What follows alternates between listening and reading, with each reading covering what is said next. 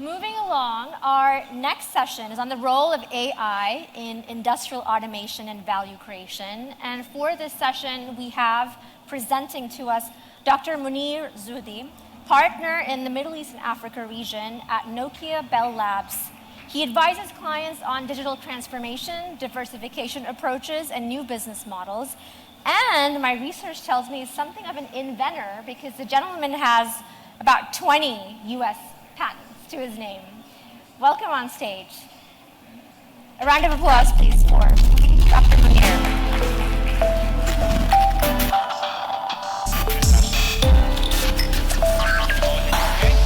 All right. So I'm going to start first by reiterating the same thing that the previous speaker said, which is that I'm so happy to be here on stage. You can hear me? Okay. Is this better now? It needs to move. All right. So I'm so happy to be here physically on stage with you. Thanks a lot for all the organizers who made it happen. When we talk about industrial automation is considered to be the foundation for the fourth industrial revolution. So when we talk about the value creation, maybe it would be a good idea for us to look first at the previous industrial revolutions and see how value was created. If you look first at the first two industrial revolutions, you can find that there was a significant increase in the year-to-year growth in productivity. And productivity, as Paul Krugman said, who is a Nobel Prize economist, Nobel Prize winner, he said productivity isn't everything, but in the long run, it is everything. So the first two industrial revolutions were associated by significant year-to-year growth in the productivity because it was mostly targeting the physical industries. But in the third one, you see that year-to-year growth kind of dripping off a little bit slowly. Why? Because mostly the adoption of ICT technologies happened by digital industries. And 70% of investment in ICT were happening by these digital industries, while those digital industries only represent 30% of the economy. So all this investment that happened in ICT were not really reflected in a significant increase in the productivity. So you see really a tale of two. It's not? Okay, that's fine. All right, people in the back, can you hear me okay now? Better with this? Yes? You can't hear? It's not on.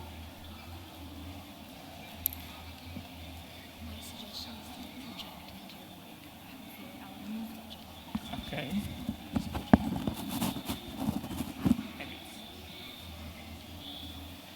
I just want to make sure that everyone can hear.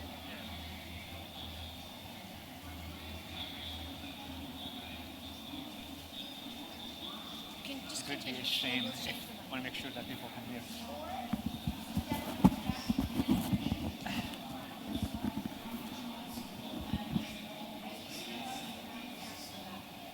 Yeah, I want to make sure that you can hear me, otherwise it doesn't make sense to talk and nobody can hear. Okay.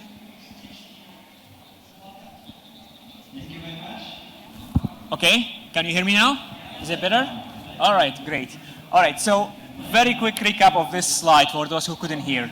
What I was trying to say is that if you want to look at value creation in an industrial revolution, look at the first two revolutions. So you can find that, as Paul Krugman mentioned it, productivity isn't everything, but in the long run, it is everything. So the first two industrial revolutions were really associated with significant increase in the productivity numbers year to year. However, in the third one, those numbers were kind of dropping off. So you don't see that same level of growth, mostly because of the investment in IC technologies were happening in digital industries, like media, like entertainment, like e-commerce, while the physical industries, like utilities, like mining, ports, transportations, right, they did not really spend as much money or investment in ICT technologies.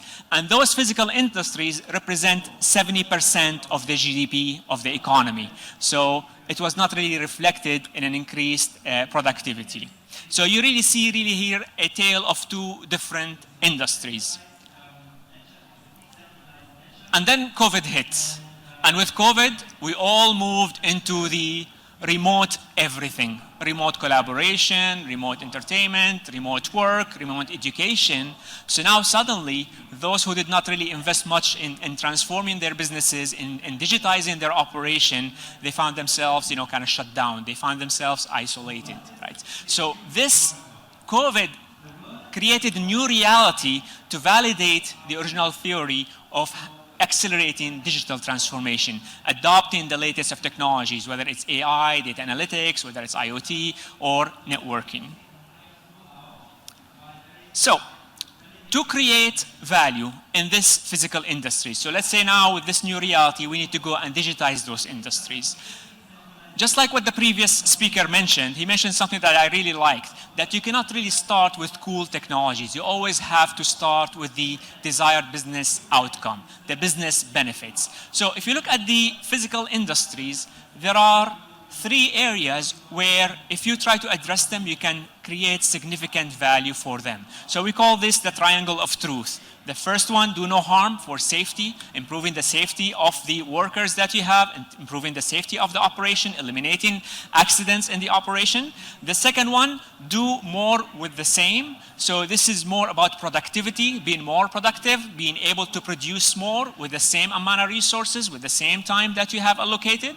And then the third one is efficiency, where you can do the same with less. You can produce the same number of units, but maybe less time or less resources allocated. So if you can try to utilize technology to show an improvement in those areas, then automatically you'll be able to create value for those industries.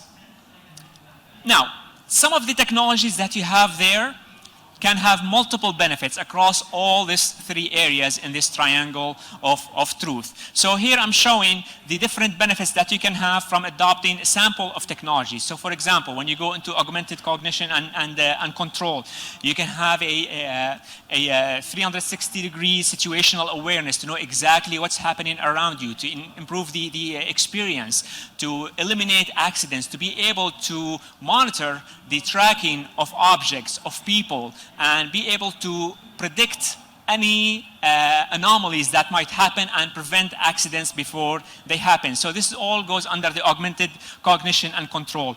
The second one is the massive scale sensing, where you have a complete monitoring for all the assets that you have, for all the people that you have. You have a precision geolocation. You know exactly what's the location for people, what's the location for the different assets. If there's a restricted area, you can monitor it, make sure that people don't go there or people don't go outside a certain geographical areas. So all this help you in harmonizing and streamlining the operation and also preventing any possible accidents. The third one is extreme robotic automation. So whether you are talking about the autonomous machines or collaborative robots working together, or even drones that go and they monitor the working area, the industrial zone that you have, send high definition video streams, and then you feed those video streams into a AI engine to provide the right analytics on it, to provide you more prediction for what could be the next steps. So all this could be part of the extreme automation, and you have a dynamic orchestration between all these different assets that you have in your industrial zone. And then finally, a human augmentation, where you're trying to augment the cognitive and the physical abilities of your workers and your assets with the digital twin for them to improve the cognition and the physical abilities for them.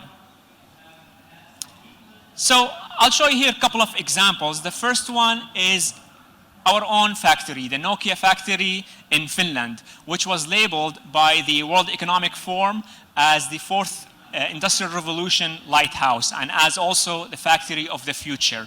So in that factory, we utilize augmented reality, video analytics for complete monitoring of people, of workers, of assets. You have collaborative robots, intelligent automated vehicles, a streamlined operation in terms of matching the supply and the demand, trying to predict the demand that you will have, complete asset tracking, and also environmental monitoring. And all this are connected by a private 5G network in the factory itself. So the gains that we were able to get is 30% in terms of the productivity, and 50% less delivery time, and millions of dollars in terms of the cost that we were able to save. Right?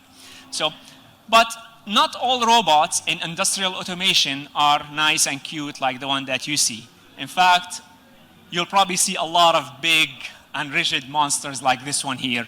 So this one here is a 400-ton robot that is used in mining. And these are my colleagues, and the two on the sides are actually about my height. So my height, I'm almost like, the same radius of the wheel of this robot that you see. So very, very big robots in there.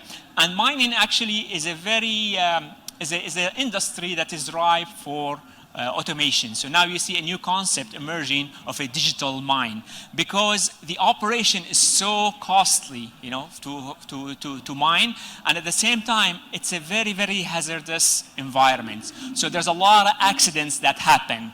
And one study we had showed that if you have, for whatever reason, whether it's an accident or something else, or some maybe machine or robot, get out of order, if you have a 3-hour stoppage, the cost can be about $250,000, right? So this kind of money, actually, you can invest it in technology that help you prevent this kind of stoppage. It helps you become more productive and also eliminate accidents. And the operation can be completely autonomous end to end. So not only from the pit of the mine, but all the way to the rail for the transportation, and eventually to the port when you go and you ship, the stuff that you mined. Everything is completely automated and monitored by a remote operation center. I'm showing you here an example for an actual study that was done on 50 to 75 cranes and more than 3,000 people, and then 500 trucks with more than 3,500 sensors. So this is here for the logistic management. So whether you are taking things from the mine to the port, or you're taking it from a warehouse, and then you're transporting it in a truck all the way to the port. So what are some of the key KPIs that are important in every step of the way? And how can we leverage technology to provide improvements on those KPIs? And remember, the KPIs will fit under 3 areas. Could be safety, could be productivity, could be efficiency. And each industry has their own KPIs, along the way. So here, in terms of the warehouse, what is the time for goods to order? How can you improve that time by having better tracking for the assets, by having maybe more intelligent engine there to provide you a good prediction for what needs to be produced, so there's no waiting whatsoever. Same thing with the labor costs, same thing with the accidents, and accidents happen a lot in warehouses. So just like in mines, whenever you have an accident, that's not only a cost, but also, it's a hazardous environment for you to work, and everything, shuts down. All the production shuts down. So as you can see here, there's like an average of maybe 10 to 15% improvement on every one of these KPIs, and some of them actually go to like 65% in terms of accidents in the warehouse. So what you have done here, when you look at the entire supply chain management, is that you were able to democratize the value creation and the value distribution. And there's a fair distribution for that value across all the different stakeholders in the operation. The next frontier that you will have in the industrial automation is the human augmentation. How can you augment the capabilities of human being? And there are 4 different ways that you can do it. So the first one is the internal cognitive, right? So how can you improve the cognition of the employees, improving the memory? They don't have to go and look up things or look at manuals or whatever it is. Right there on the job, they can look up stuff that will help them become more productive. So this is more like of AI, physiological augmentation, to improve the learning and the cognition, and eventually help them in the decision-making process. The second one is external cognitive augmentation, where you are enabling people to control objects at a distance. Right? So in some areas, like mining, for example, it can be very hazardous. So instead of having people in a truck or people going there, you can actually have a tele-operation. So you can go and control and operate heavy machinery at a remote distance from a safe place. So this is external cognition. The third one is the internal physical augmentation, where here you have some kind of biosensors to check on the well-being of the employees that you have, of the workers, check on the vital signs, send alerts if something seems, like a little bit abnormal. So it helps you make sure that you completely monitor the safety of the environment and the safety of the employees that you have.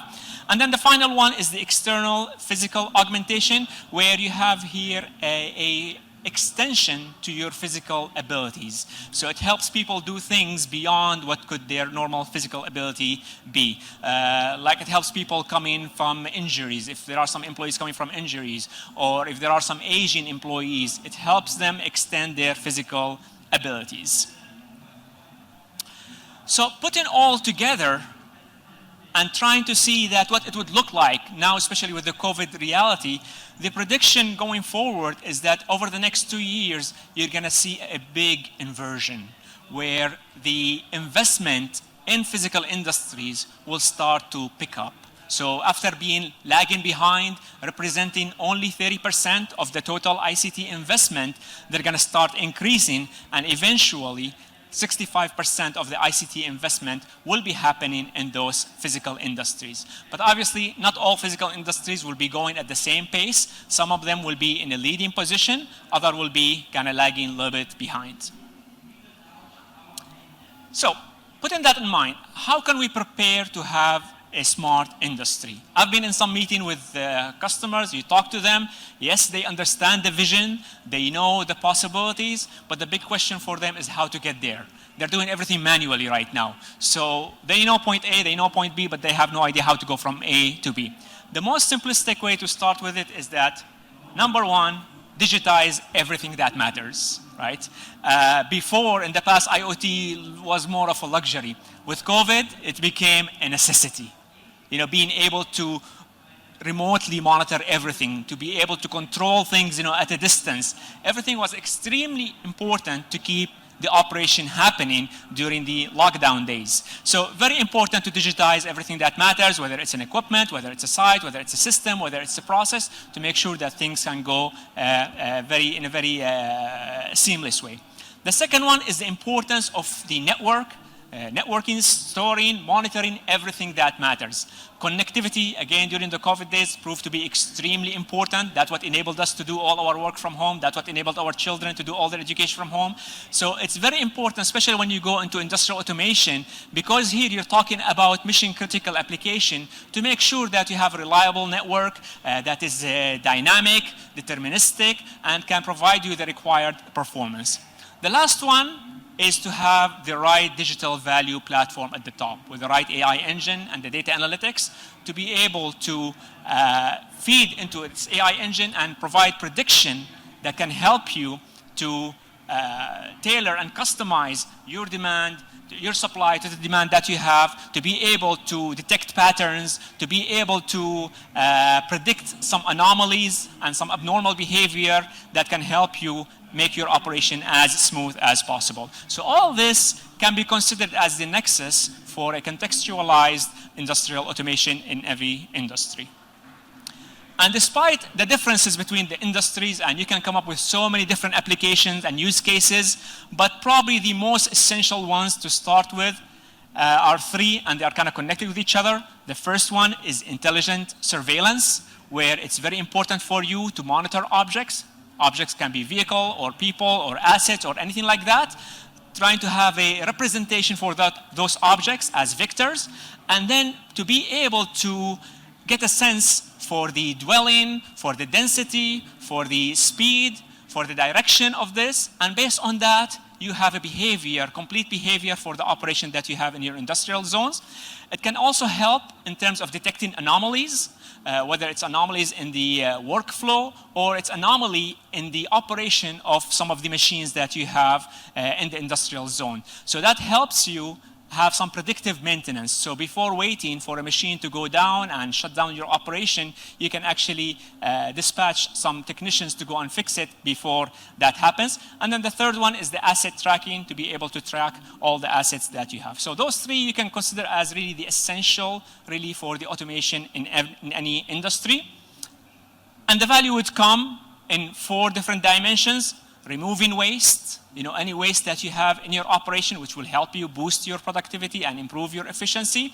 The second one is trying to eliminate accidents, right? And then the third one was talked about in previous session, which is trying to personalize the experience, trying to better understand the behavior of your customer, trying to provide a more contextualized support, trying to get an indication for their preferences, feed it into a recommendation engine that can help you improve the customer experience and also maybe boost your revenues in the future, and possibly have some kind of build customer loyalty index so you can recognize and reward your most loyal customers. And then finally, you put all this information and you try to create a knowledge engine for your industry, whether it's early diagnosis in healthcare or customer preferences if you're talking about things like e-commerce.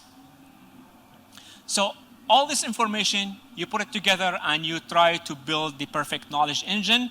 And ideally, you would like to have a digital twin for your operation, a digital twin maybe for the employees, for the instruments that you have, for the entire factory or even an entire city, to be able to monitor the entire operation that you have in there and even simulate any new use cases and applications that you would like to introduce.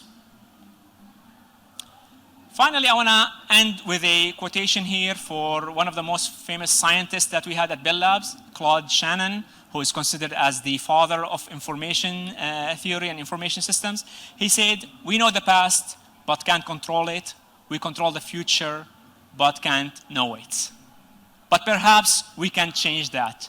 Perhaps by having the perfect knowledge engine, we'll be able to not just react to events like COVID, but to actually have preemptive control and be in a position to simulate, to model, and possibly predict the different outcomes and predict the curve before it even takes shape."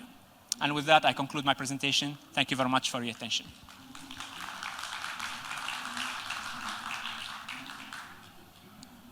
So the moderator is not here. I'm happy to take questions. Please use the mic if you can.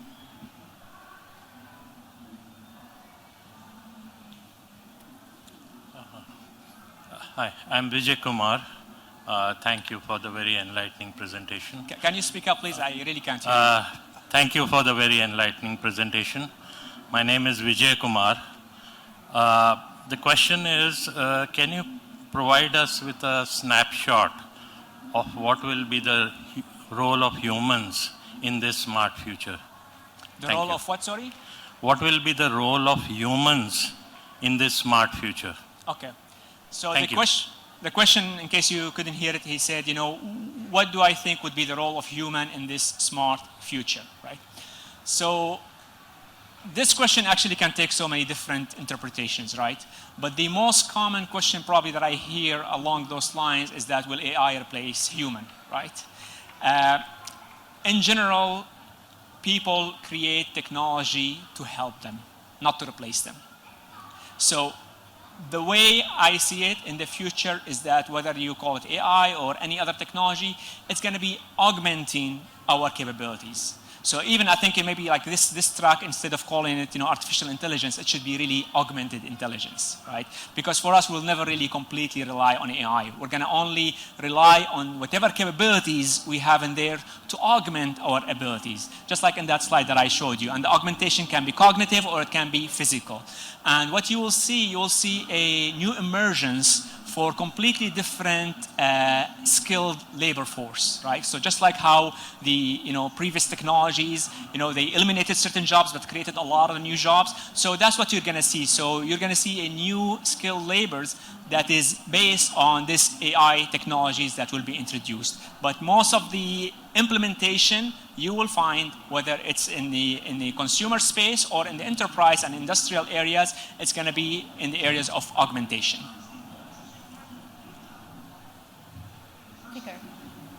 Yeah. Thank you, Dr. Muneer. Do we have any other questions for you, or you work the crowd? Please. Last one. If we can just keep it concise, please, and we'll move on to the next session. Thank you. Okay, so in the development of AI, what do you think will take most time? Which phase, which phase will take most time?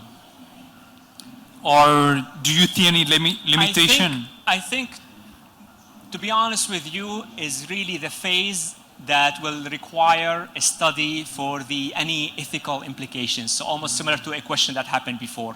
So if I have, my enterprise and I have my operation and I want to automate, right? That's kind of easy in a way.